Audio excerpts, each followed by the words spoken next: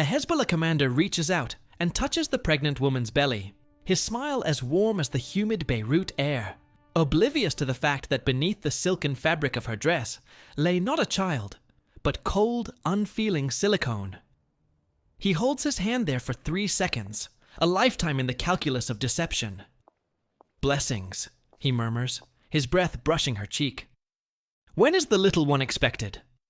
Her answer is smooth, rehearsed 1,000 times, and her voice doesn't betray the tremor of her heart. He offers a wish for her well-being, a wave of the hand, and she's through the checkpoint. Free to continue her journey, one that is anything but ordinary. Southern Lebanon, 2005. The air hangs thick with the scent of olives and the ever-present threat of violence. Hezbollah controls this territory with an iron fist, a nation within a nation. Their government functions. Their army is formidable. Their intelligence service ruthless. Every street corner is watched, every shadow scrutinized. For years, the world's most sophisticated intelligence agencies had tried and failed to crack their fortress. Agents disappeared. Informants turned up dead. The message was chillingly clear. Hezbollah could not be breached, but Israel needed in. Desperately. Whispers of an impending operation, intercepted communications, hinting at hidden weapons, secret underground facilities. It all coalesced into a blurry picture of a looming war. Traditional methods were useless. Signals intelligence, even with its ever-advancing technology, could only glean fragments. Satellite imagery showed buildings, but not what secrets they held. Human intelligence on the ground was a graveyard of failure. Mossad's network of informants, once a lifeline, had been systematically dismantled. The border between Lebanon and Israel was a killing zone of suspicion and fear. Every car was searched. Every individual was cross-examined against extensive databases. Facial recognition software, advanced even then, was ubiquitous. Children were taught to identify strangers. Taxi drivers, shopkeepers were all potential informants, their eyes and ears for the resistance. Getting an agent across that border was an exercise in futility, an almost impossible feat. In a sterile conference room in Tel Aviv, 15 people sat around a polished mahogany table, the air heavy with the scent of stale coffee and desperation. Every conceivable tactic had been considered, every approach dismissed as suicide. Sending a man was a guaranteed death sentence. Hezbollah's counterintelligence apparatus was built to detect precisely that. The swagger of a soldier, the flicker of nervousness, the foreign-looking face that didn't belong. The mood was grim until someone, desperate for any shred of a solution, posed a question that would change everything. What about someone they wouldn't suspect? The room fell silent. Then, a voice, barely a whisper, offered the impossible. A woman. Not just any woman, but a pregnant woman. Someone so vulnerable, so innocent, so non-threatening that Hezbollah's own instincts, honed by years of training, would be disarmed. Someone invisible, because she was so visible. It sounded like madness, a desperate gamble, but also, perhaps, brilliant. It was a solution born out of the ashes of a string of failures. The seeds of the pregnant woman strategy were sown, an audacious plan that dared to exploit the very essence of human compassion. The commander's smile faltered, replaced by a flicker of confusion as his hand met the cold, unyielding surface beneath the fabric of the dress. The warmth of the embrace vanished, leaving behind a chilling premonition of discovery. Now, to understand how she ended up there, at that checkpoint, we need to go back to southern Lebanon, back to 2005.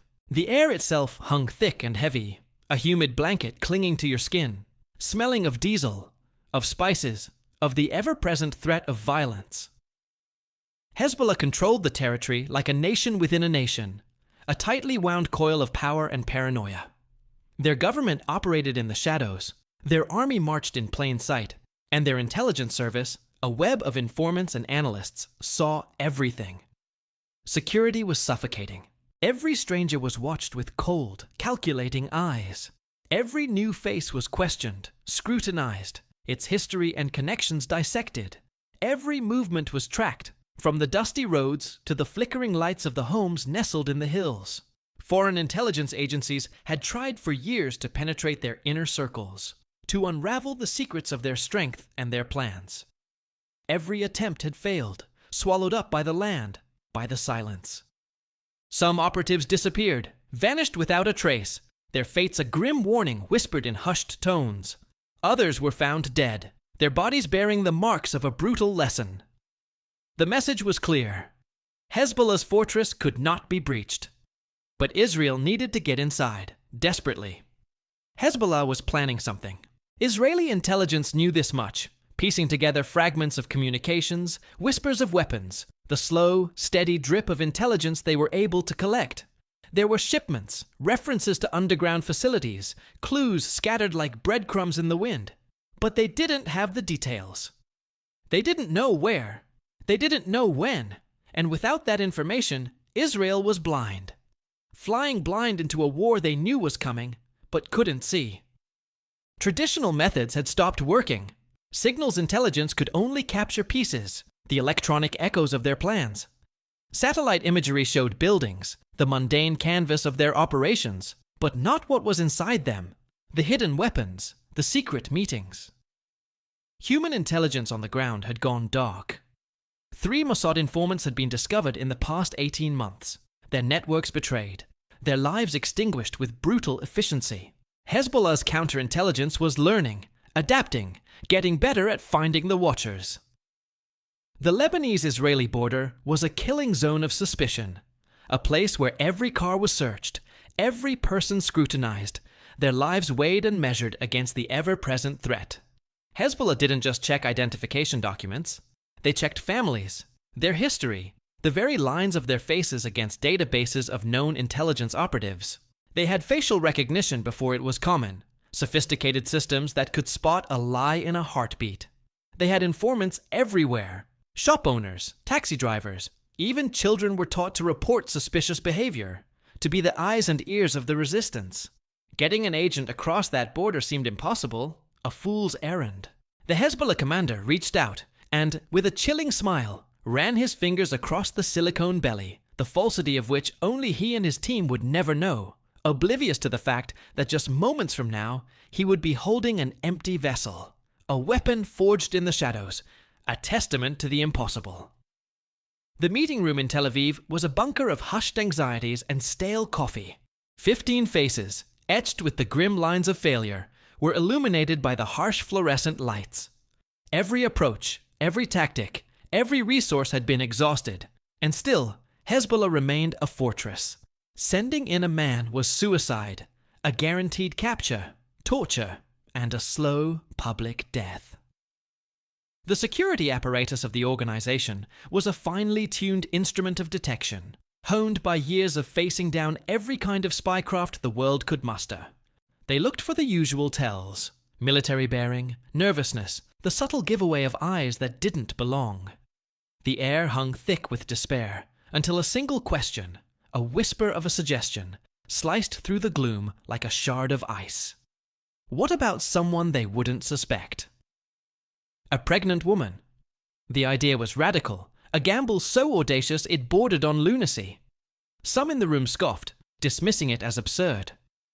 Others, their faces alight with a desperate hope, saw the brilliance of it. The operation, if it could even be called that, exploited the very fabric of human psychology. Armed men at checkpoints are trained to look for threats, to identify danger in the tense faces of young men, in the bulge of a hidden weapon. But a pregnant woman, she triggers something primal, an instinct for protection, compassion, courtesy. Even the most hardened fighter softens in her presence. In Middle Eastern culture especially, a pregnant woman is a vessel of life, afforded deference, space, and respect. The risks, however, were mountainous. First, the disguise. The fake pregnancy had to be flawless, capable of withstanding the scrutiny of trained eyes and the accidental touch of a stranger. It had to be medical grade, able to withstand heat, humidity, and the rigors of travel. It had to move correctly when she walked, to feel right if someone offered a helping hand. One wrong texture, one misplaced curve, and the entire operation would shatter. Second, the cover story. Her identity had to be impenetrable.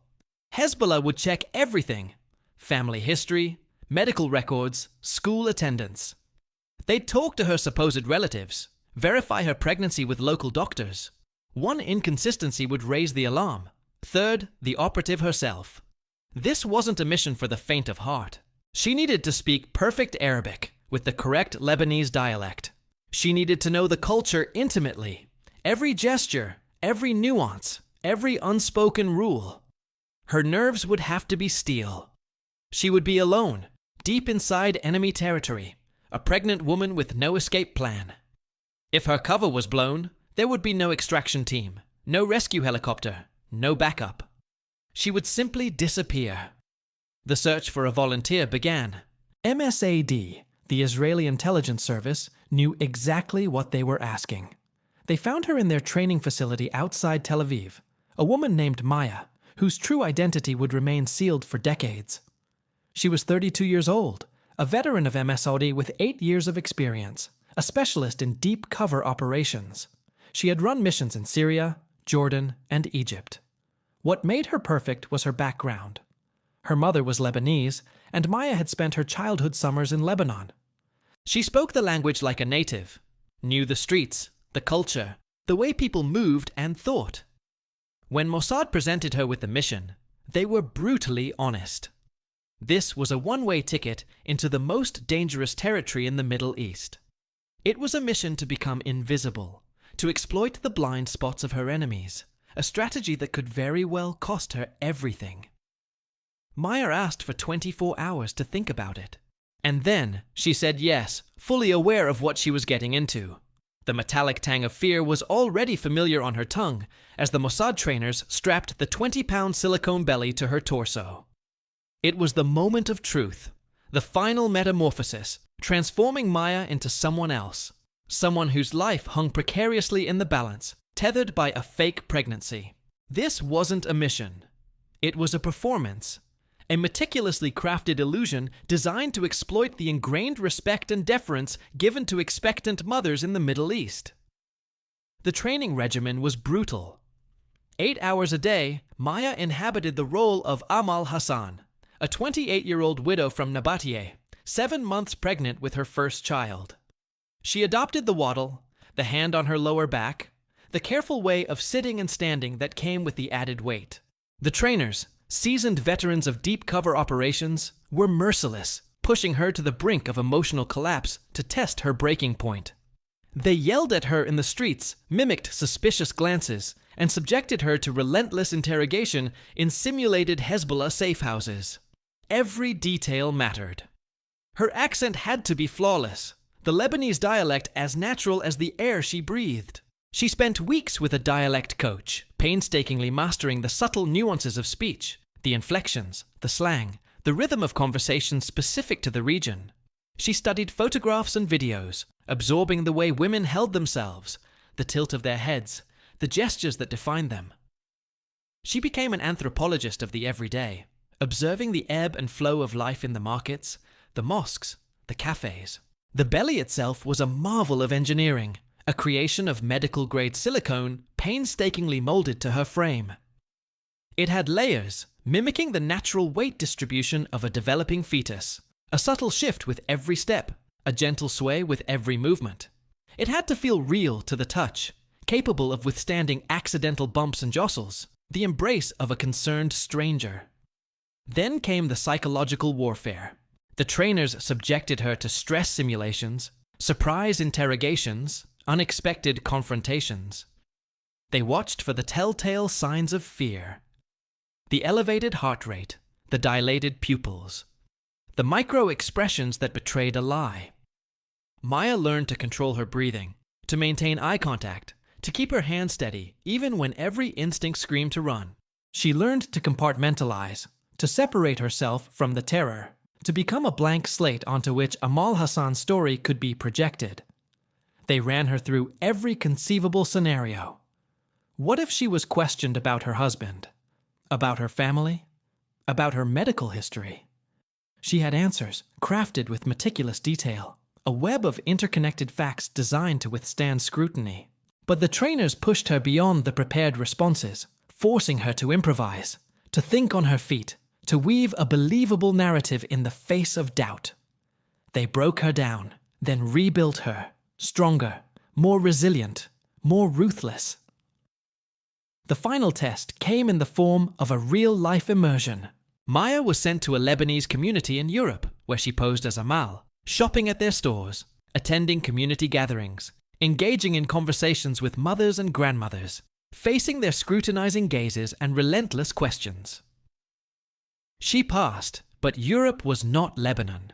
The true test awaited her in the heart of Hezbollah territory, where one wrong move could mean death, and where the most dangerous weapon in her arsenal wouldn't be a gun or a bomb, but the simple, undeniable fact that she was carrying a child. The meticulous lie, the linchpin of her survival, had taken root, its tendrils weaving through the fabric of southern Lebanon.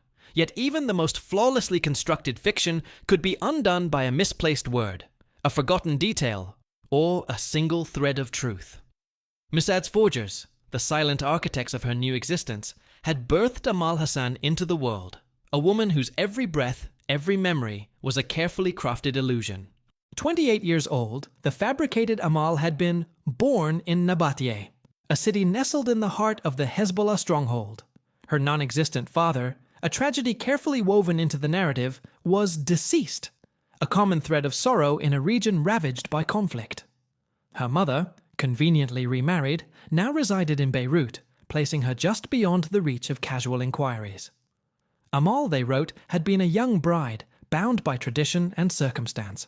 Her fictitious husband, a construction worker, provided a blue-collar anchor, a life lived in humble apartments and sun-baked building sites. Her family, through her, would appear to be hard-working and of a moderate socio-economic level. She was 7 months pregnant with her first child, a son, confirmed by the ultrasound records that Mossad doctored with a precision that bordered on art. Every single detail had been layered with verification points, a complex web designed to ensnare any probing inquiry. Amal's birth certificate, a masterpiece of forged government documents, had been surreptitiously slipped into the Lebanese records through a mole cultivated years prior. Her school attendance, a cascade of manipulated archives, placed her in classrooms where she never sat, amongst friends she never knew.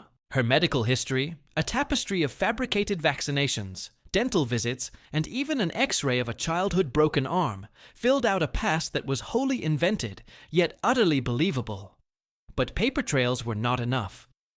Mossad understood the human element, the crucial role of social connections. A real family in Nabatea with the surname Hassan was identified. They weren't close enough to the Amal they had created to warrant immediate suspicion, yet distant enough that a vague recollection of a distant uncle might suffice if Hezbollah called and made inquiries. Memory, they knew, was a fickle friend. People misremembered, and that ambiguity was their ally. The fabricated husband, a real construction worker who had died in an accident 2 years earlier, was another stroke of manipulative genius. His records, his death certificate, were genuine, a macabre detail that only added to the illusion. The accident itself, a fall from scaffolding, was a believable tragedy. It made Amal a widow, then remarried, a commonplace occurrence that stirred sympathy. It explained the shifting records, some under the married name, others under Hassan. Gaps, small holes, were intentionally woven into the backstory. Too perfect was suspicious. Real people, they understood, had inconsistencies, and Mossad had deliberately designed Amal to reflect that. While the identity was being constructed, Maya had learned to become Amal. She studied the pregnant woman's gait, the unconscious curve of a hand to the lower back, the wider stance, the careful sit-down, the struggle to stand again. The practice pregnancy belly, a 20-pound marvel of medical-grade silicone, became a constant companion, worn for hours each day, during walks, while seated, while lying down, even while getting in and out of a car. It had to feel natural, like a seamless extension of her own body. She memorized Amal's entire life, every detail, where she'd gone to school, the name of her childhood best friend, her favorite food, the hospital where she supposedly received prenatal care, her doctor's name, when her last appointment had been. She rehearsed conversations, the answers to questions about cravings, about baby names, about hopes for a boy or girl. One slip, one hesitation in these responses would trigger the beginning of the end. But something darker awaited her. She had to learn how to lie while terrified, because fear had physical signs. An elevated heart rate, dilated pupils, micro-expressions. Hezbollah interrogators were trained to spot these. Maya spent weeks in stress training, in mock interrogations and surprise confrontations, learning to control her breathing, to maintain eye contact, to keep her hands steady, even when every instinct screamed for her to run. The disguise was a work of engineering. The belly was only part of the illusion, but it all would have been for nothing. Maya's entire appearance was altered. The dark hair, the subtly altered face, her teeth capped to modify her bite. Every biometric marker was adjusted with a thin medical coating. A flawless construction, from birth to the present. All that it would take was to walk inside the gates to the enemy's world and play the role of a pregnant woman waiting for her time to be a mother.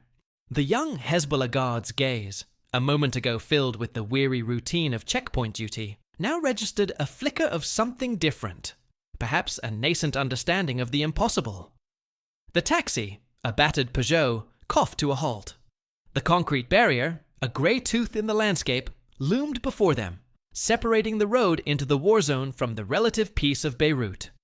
Maya, or rather Amal, felt her pulse hammer against her ribs, a frantic rhythm against the practiced calm she projected. This was it, the culmination of months of training, of fabrication, of erasing herself and becoming someone else. This was the moment where meticulous preparation met the chaos of reality, where the threads of her deception could unravel in an instant, leaving her exposed, vulnerable, and at the mercy of the enemy. She inhaled slowly, forcing the air to fill her lungs, mimicking the deep breaths of the heavily pregnant. She reached for her identification card, her fingers surprisingly steady. Heat radiated from the dashboard, mixing with the nervous sweat beading on her forehead. The fake pregnancy belly, a 20-pound weight of medical-grade silicone, was starting to itch beneath her dress. The guard approached, his boots crunching on the gravel. He was young, perhaps 25, with tired eyes and an assault rifle slung across his chest. He looked like any other soldier, hardened by the endless vigilance that defined this fractured land. He gestured towards the documents with a bored air, the universal language of bureaucracy. Amal handed over her ID. The guard examined it, his gaze flitting from the photo to her face and back again. She met his gaze, holding it steady, projecting an image of the woman she had become. Tired, expectant, and utterly unremarkable. His eyes dropped to her belly, lingering there for a beat. She could almost feel his thoughts, the sudden shift in his perception, from potential threat to vulnerable woman. "Where are you going?" he asked, his voice rough. "Tyre, to visit my sister-in-law," she replied, her voice calm, tinged with a weariness she was no longer faking. The weight of the deception was a physical thing, a constant burden she carried. The itch from the belly was a physical sensation that was very real. "Why are you traveling alone?" "My husband is working. Couldn't take time off. I need to help my sister-in-law with a family gathering."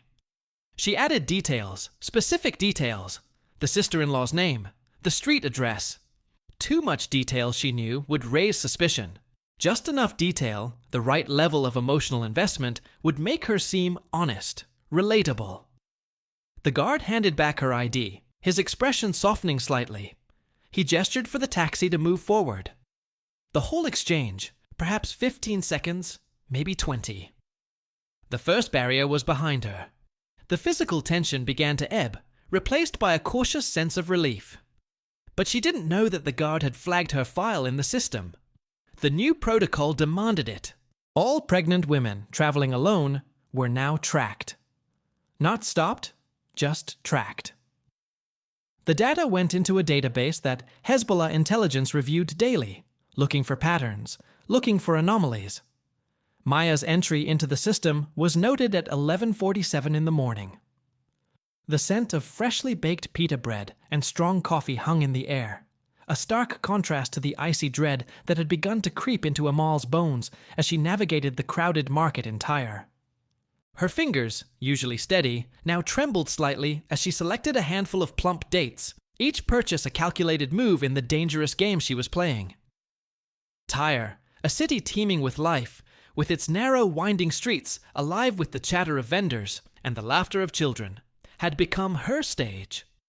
She was no longer Maya, the Mossad operative. She was Amal Hassan, a young widow, 7 months pregnant, seeking refuge and kinship in this Hezbollah-controlled territory. Her small apartment, a rented room with a view of a narrow street where soccer games erupted in the late afternoons, had become her sanctuary and her cage.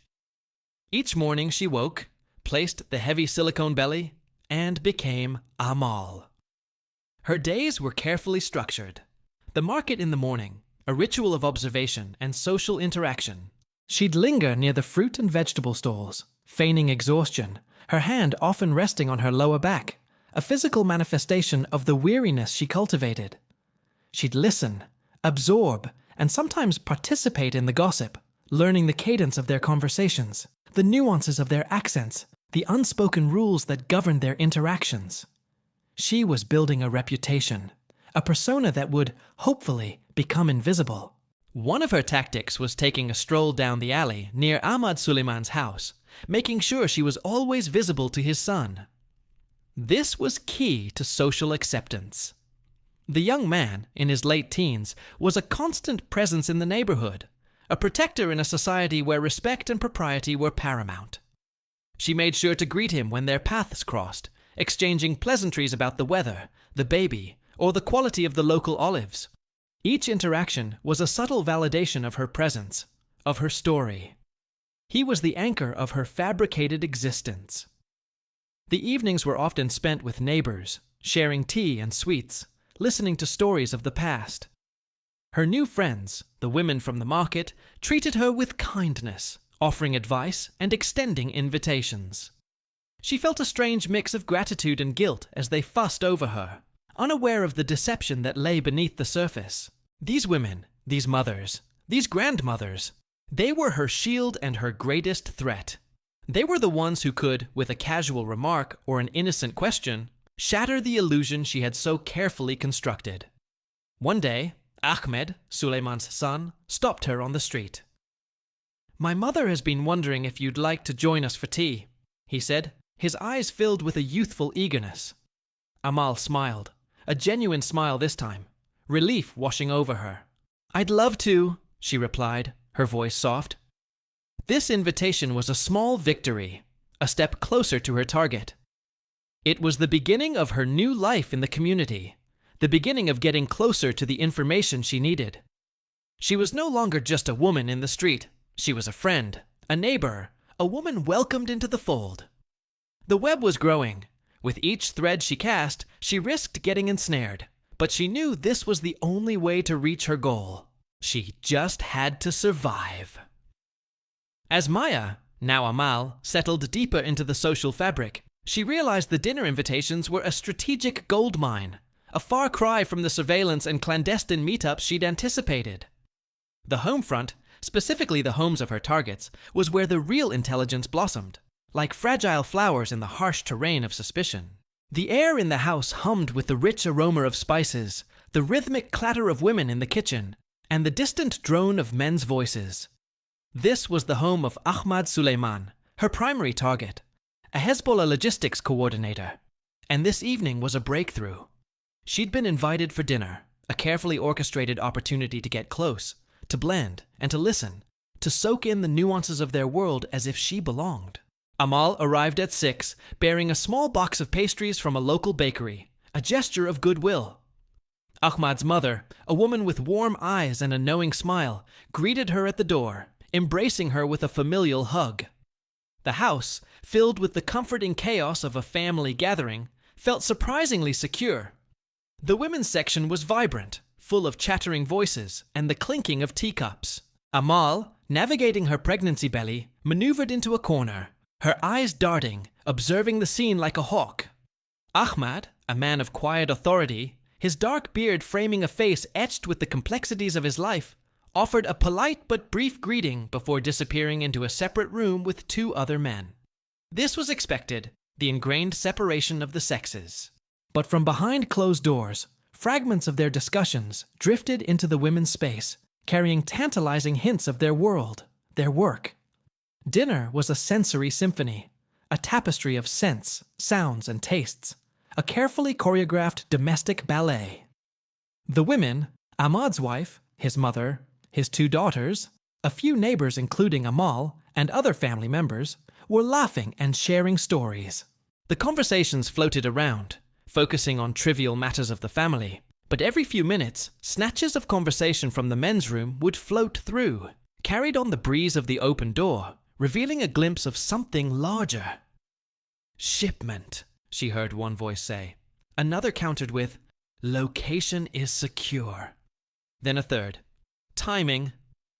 Her mind, a tireless recorder, meticulously logged every word. Her face, however, maintained a serene mask of polite interest in the family drama. She asked questions about a daughter's upcoming wedding to look engaged, as she surreptitiously catalogued the names and faces of the players. After dinner, Ahmad himself walked her to the door.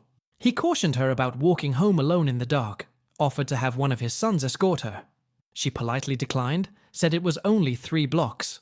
He insisted, "A pregnant woman shouldn't take chances." One of his sons, maybe 19, appeared at the door. He fell into step with her as they walked down the darkening street. He was chatty, making small talk about her pregnancy, asking when she was due, offering assistance. She found herself responding to his kindness, a sense of belonging in the midst of her deception. What she didn't see, however, as the young man walked beside her, was Ahmad inside his home, poring over a list. A list of recent arrivals in the neighborhood, compiled by Hezbollah intelligence. Amal Hassan's name was on it, noted, not flagged, but watched.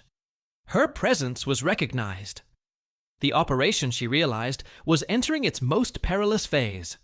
Every interaction, every overheard conversation, every detail she absorbed became a thread in a tapestry of danger, a testament to the risks she was willing to embrace. Fatima watched Amal in the market, her gaze unwavering, a silent challenge that hung in the air like the scent of ripe figs. Amal, pretending to select oranges, felt the prickle of unease crawl up her spine, a sensation she'd perfected the art of burying. She finished her shopping with a practiced ease, the gentle waddle of her walk a seamless performance. She paid for her few purchases and turned, the familiar weight of the 20-pound silicone belly settling against her lower back, a constant reminder of the charade. But the feeling of being watched, that subtle pressure, remained. She moved to the next stall, a vendor selling herbs, and feigned interest in a bundle of mint, the fragrance a sharp contrast to the underlying tension. It was almost a relief when Fatima, her dark eyes like polished stones, moved into the center of the stall's chaos, still following Amal. The woman, with her headscarf pulled tight and a mouth that rarely curved into a smile, was a presence that could not be ignored. When their eyes finally met, Fatima did not offer a greeting. No smile, no sign of friendly curiosity. Just a long, unblinking stare that made Amal's skin crawl. This wasn't the open curiosity of a neighbor, eager to welcome a new face. This was scrutiny, the kind that peeled back layers, searching for the core. Amal swallowed the knot of dread forming in her throat and continued to shop, her movements deliberate, unhurried, as if this was the most ordinary of days. The weight of the world pressed down on her, the heat of the Lebanese sun intensifying the paranoia that threatened to boil over. She bought a loaf of bread, the rough texture of the crust a small comfort, and made her way home. The walk back to her apartment was a carefully choreographed dance. Each step, each gesture had to be perfect. The hand on her lower back, the slight sway of her hips, the way she paused to catch her breath, all practiced 1,000 times. Every detail of her performance had to be executed smoothly, flawlessly, to maintain the illusion of a pregnant woman on a slow, tired journey. As she entered the apartment building, the suspicion didn't lift. It was her shadow, clinging, whispering doubts. The paranoia that had been a dull hum was now a deafening roar. In her apartment, she locked the door and slowly, very slowly, allowed the anxiety to creep in. She sat on the edge of the bed, the pregnancy belly pressing against her thighs, a constant reminder of the life she was living and the lie she was telling. The air in the small room felt thick, heavy with unspoken questions. The apartment itself was a prison of her own making, the walls closing in, each familiar object a potential betrayal. The question of Fatima was a festering wound in the perfect facade. She hadn't said anything yet, hadn't confronted Amal directly, but her gaze had spoken volumes. What was Fatima thinking? Had she told anyone? Had she reported her suspicions to Hezbollah intelligence? The thought of it sent a shiver down her spine. The wedding at the end of the week, the target that would potentially deliver what she had come for, loomed ahead, the goal line and the point of peril. Could she make it? Or would Fatima be the key to destroying her mission? Her carefully constructed reality was fragile, held together by a thread of lies and nerves, and she was terrified that it was all about to unravel. The sweat prickled on Amal's forehead, not from the Lebanese heat, but from the insidious tightening of the noose. The women's health circle had become a trap, a seemingly harmless gathering of pregnant women, now a potential crucible for her exposure. She hadn't anticipated this, the pressure of a community, the well-meaning offers of assistance that could shatter her carefully constructed facade. The kitchen was fragrant with the scent of cardamom and strong Arabic coffee, brewing in a copper pot on the stove. 8 women sat around a large wooden table, the room bathed in the soft, diffused light of the late afternoon. Sunlight filtered through the lace curtains, painting dancing shadows on the tiled floor. The air buzzed with the low hum of conversation, a mix of Arabic and French, punctuated by the clinking of teacups. Amal sat amongst them, her hand instinctively resting on her lower back, a gesture now second nature, a product of the 20-pound silicone baby pressing against her abdomen. She was careful with her weight. She had already made herself tired, a crucial step in preparing the mind for the slow, creeping panic of this particular day. She was a woman in her 7th month of pregnancy, but inside a soldier was at war. The conversation had shifted to local healthcare, a discussion as commonplace as the complaints about rising prices at the market. One woman, her face etched with the weariness of multiple pregnancies, mentioned Dr. Hamza at the community clinic. She said he was a gem, particularly skilled in prenatal care, far superior to the chaotic hospitals in Beirut. Several others nodded in agreement, praising his gentle demeanor and the convenience of the clinic, just a short walk away. "You should go, Amal," said one of the women, her eyes filled with genuine concern. "It's much easier than traveling all the way to Beirut. And you know, you're far along. The baby's health comes first." A knot formed in Amal's stomach. The clinic, the local doctor, this was a disaster waiting to happen. Her records were in Beirut, at Rafi Hariri Hospital, under the care of Dr. Mahmoud Saab, her fabricated obstetrician. Dr. Hamza wouldn't just take her word for it. He would need her records, and those records wouldn't exist. She had to refuse, and she had to do it without raising suspicion, without shattering the carefully constructed illusion of a pregnant woman who was a part of their circle. "Thank you. I appreciate it, really," she began, her voice carefully controlled. "But I'm comfortable with Dr. Saab. I've been seeing him for months now. He's been so supportive, especially after the miscarriage." She let a note of vulnerability creep into her voice, a catch in her throat. "I don't know. Changing doctors so late in my pregnancy just feels like bad luck, like tempting fate." She forced a small, apologetic smile. "Superstition, I know, but after everything, I'm just a bit nervous." The other women's faces softened. They understood. Pregnancy was a fragile thing, fraught with anxieties, the constant worry of loss. They knew, with a mother's wisdom, the delicate balance of faith and fear. It was a language they all spoke. They had been pregnant. They had all been afraid. They stopped pushing, accepting her excuse. But Fatima's gaze was unwavering, her eyes like cold, hard stones. She continued to watch, still filing away details, the subtle inconsistencies, the unspoken truths that simmered beneath the surface of the conversation. Amal knew then, with a chilling certainty, that the walls were closing in, that her carefully constructed world was about to collapse. The weight of the silicone belly suddenly felt immense, a physical manifestation of the impending danger, of the precariousness of her mission, and of the perilous tightrope she walked. Her mission was still on, but it was getting harder every day. The air in Ahmad Suleiman's house thrummed with a low, nervous energy, even before the evening truly began, and as Amal, or rather Maya, stepped through the doorway, it felt like walking into the eye of a storm. Laughter and music, the rhythmic pulse of Arabic drums, spilled from the courtyard, mingling with the savory smells of roasting lamb and spiced rice. But the atmosphere inside, where the women gathered, was different. A hushed anticipation hanging in the air like incense smoke. This, Maya knew, was a pivotal moment. A chance to gather intelligence while nestled in the perceived safety of a Hezbollah commander's home, where security might be lower, where loose tongues might reveal what Israel desperately needed to know. She moved through the throng of chattering women, a sea of vibrant scarves and expectant smiles, her pregnancy belly, a constant weight, a comfort, a deception. Ahmad's mother, a woman who had, in the past weeks, become a sort of surrogate grandmother to Amal, embraced her warmly, asking about her well-being, noting how tired she looked. Maya feigned a weariness she was rapidly becoming accustomed to, leaning into the embrace.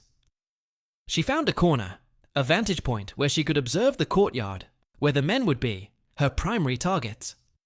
Ahmad was there, surrounded by 5 other men. She recognized 3 from previous gatherings, their faces now familiar, their voices a familiar cadence. The other 2 were new, their bearing subtly different, a quiet authority in their gestures and the way the others deferred to them. These were commanders from other districts, based on how the others deferred to them. The conversation, despite the celebratory noise, was business. She caught fragments, references to next week, to a location south of the city, to a shipment arriving Tuesday. She needed more specifics, the exact location, the exact timing. The minutes ticked by, each one a precious drop in the well of information she was trying to fill. Then one of Ahmad's sons, a young man who had often walked her home, approached. He said his father wanted to speak with her privately. Her heart leapt, every alarm in her mind screaming danger. Refusing was impossible, though. It would be seen as rude, suspicious. She stood slowly, the muscles in her legs protesting with fatigue, the pregnancy belly pulling at her back. She followed the young man through the crowded living room, away from the chatter and the music, into a quieter side room, a study. Ahmad was there, along with Karim from the housing authority, and 2 other men she didn't recognize. The room felt wrong, too quiet, too separate from the celebration's revelry. The lighting was harsh, the air thick with an unspoken tension.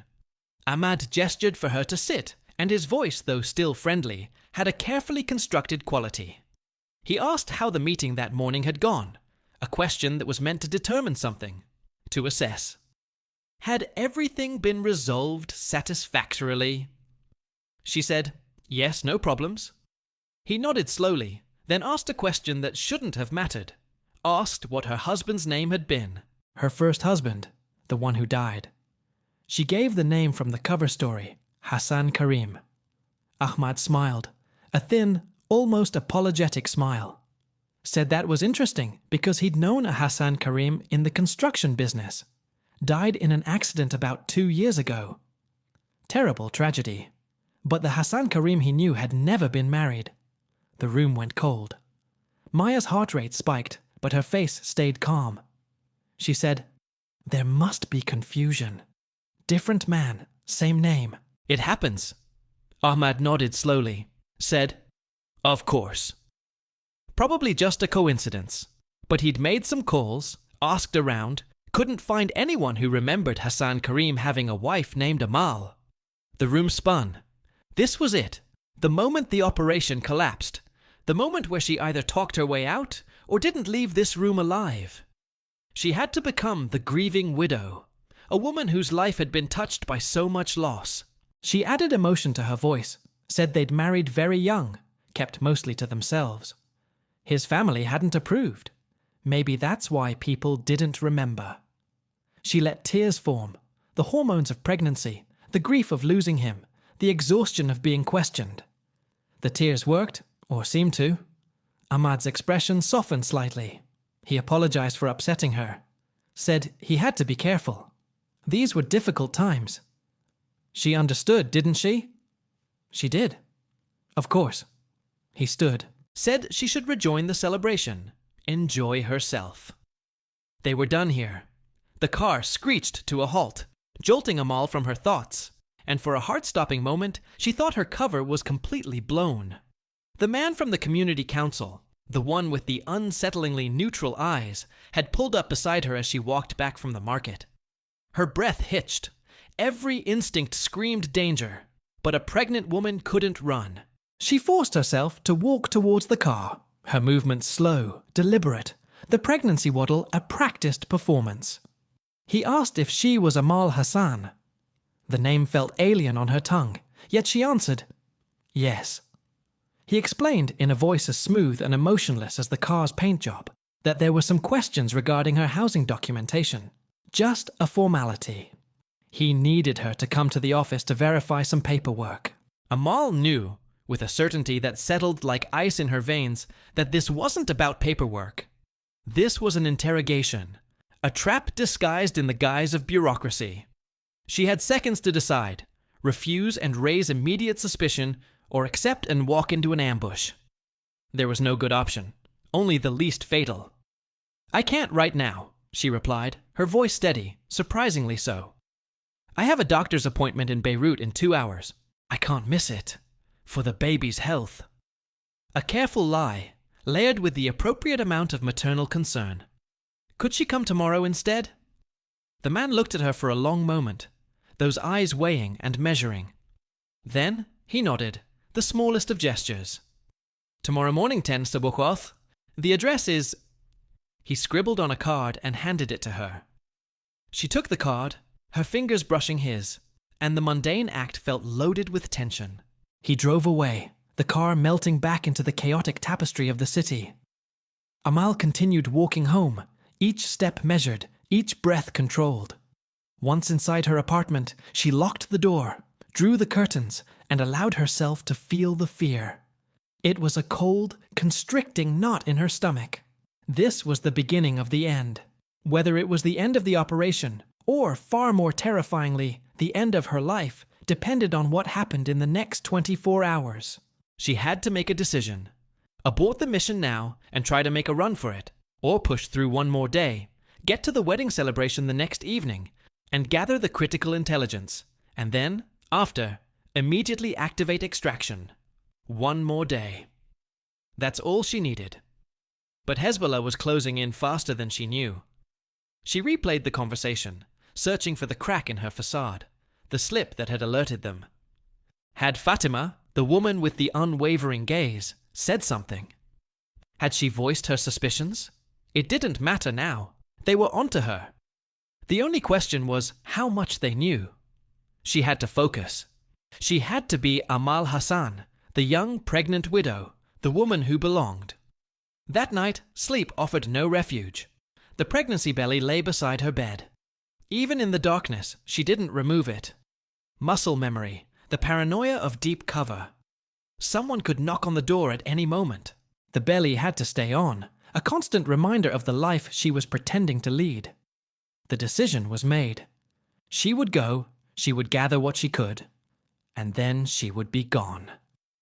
But Hezbollah was one step ahead, and tomorrow the trap would be sprung. The car door slammed shut on a future she might not have.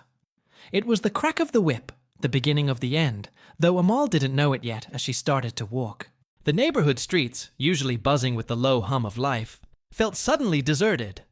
A premonition clawed at her, a certainty that the casual inquiries and friendly smiles were now a web, tightening.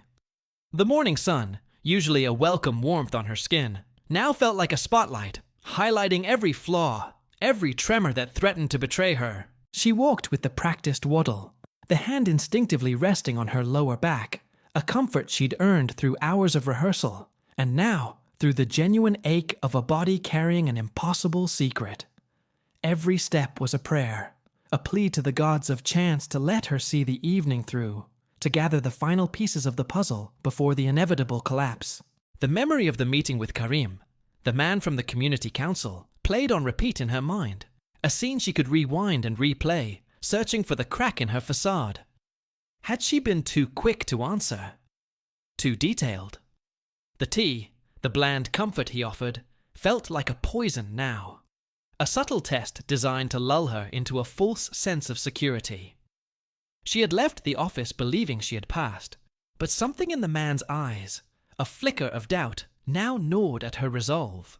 As she moved through the market, she avoided eye contact, no longer seeking the familiar smiles of the vendors. Each interaction felt fraught with potential disaster. The fresh scent of spices, the vibrant colors of the fruits and vegetables, now seemed to mock her, a reminder of the life she'd fabricated, the reality she was desperately clinging to.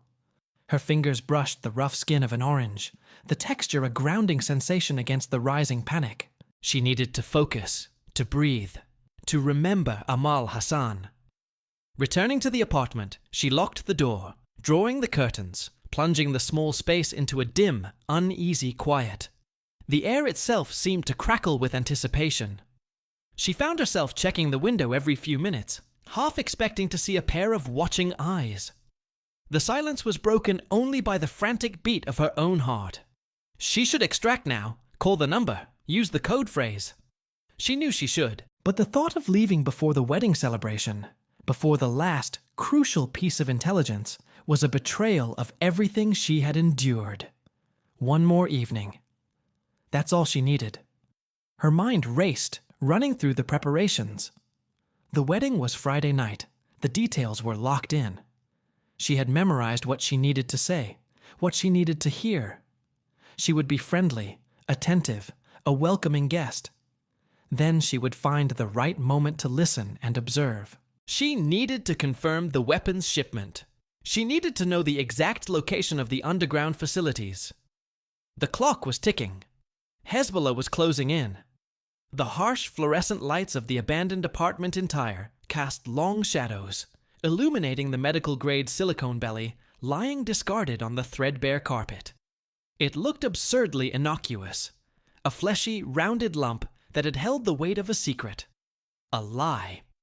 Ahmad Suleiman, his face a mask of shock and a dawning terrible understanding, knelt beside it. He reached out, his thick fingers hovering over the smooth surface, the same surface his wife had patted in a gesture of maternal concern just days before. He had come expecting to find a threat, a listening device, something tangible that explained the unease that had been building in his gut. Instead, he found the impossible, a hollow shell of deception. He picked it up, the weight strangely familiar, the texture unnervingly real. This wasn't just a prop, it was a carefully constructed weapon, a testament to the enemy's audacity. He turned it over in his hands, tracing the seams where the layers of silicone met, marveling at the artistry, the sheer commitment to the lie.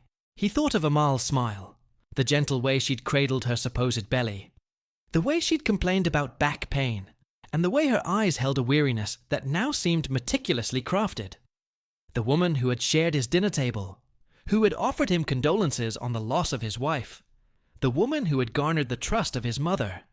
That woman had been an apparition. He stood and walked through the now silent apartment. The kitchen, with its chipped tiles and cheap appliances, was a scene of ordinary domesticity, now tainted with the bitter taste of betrayal.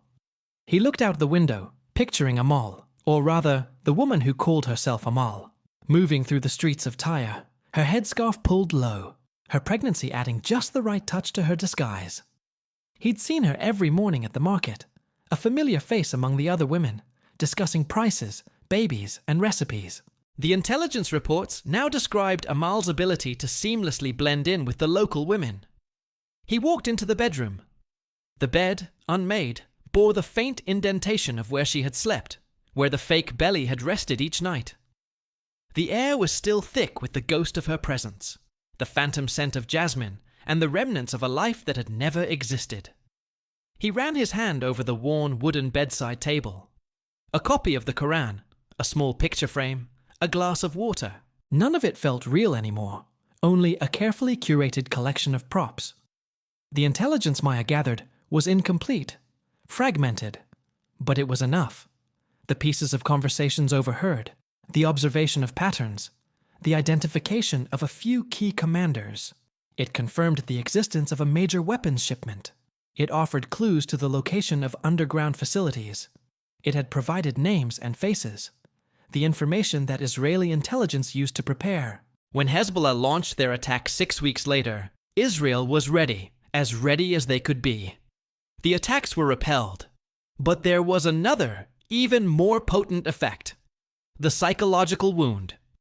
Hezbollah had believed their security was impenetrable. They had trusted their counterintelligence, their informants, their system of surveillance. They had believed with absolute certainty that they could not be breached. This mission had shattered that belief. It had revealed the fundamental vulnerability of their fortress.